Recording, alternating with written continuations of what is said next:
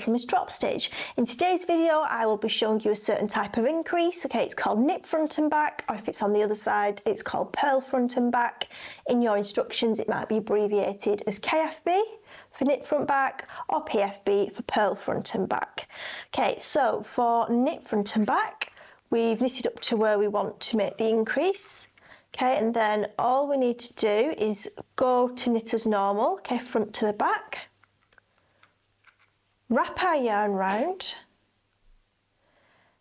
and then take it off the right needle, but then don't complete that knit stitch. Okay, we want to keep it on the left. Now what we're going to do is go through the back of the stitch almost in a purl manner. Let me show you that a bit more close up. So we're going to the back of the stitch here as if to purl. Let me show you again. The back of the stitch. Okay, then yarn round and over the right needle, and then we can complete the stitch and just pop it off the left. The knit front and back and purl front back increase is characterised by this line here where we've increased.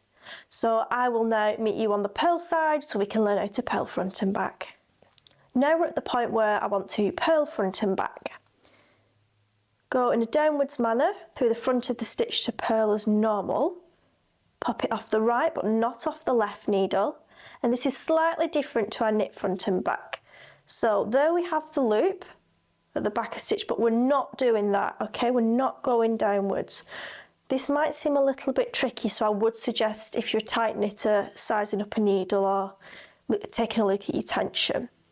So we want to go under, so we're going from back to front and upwards. Let me show you that again.